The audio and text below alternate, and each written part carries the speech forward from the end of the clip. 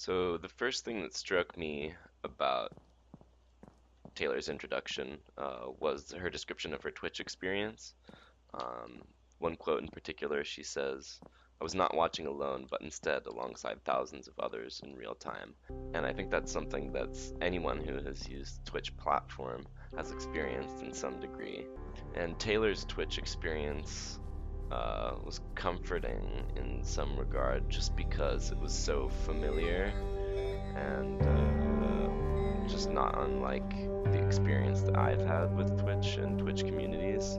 So to have a scholar who's experienced within the game industry writing about a streaming platform and writing about her experience, it is just comforting to know that, and validating to know that she experiences some of the same things that I do, whether it be looking towards the chat for validation when an event happens in game, or simply just watching alongside others and enjoying that presence. One thing that I started to think about when I was reading was the context of games designed for a single player experience and how the dynamic of those games changes when they're turned into a collective experience.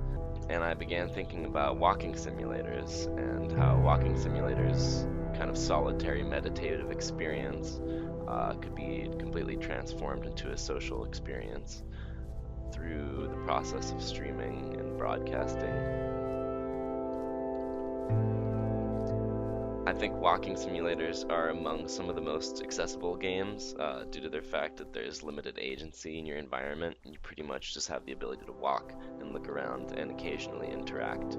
But for the most part, interaction is limited. In this game that I'm playing right now, the environment is generating the music, so in some regard I have a little bit more agency in that I'm using the environment as a compositional tool.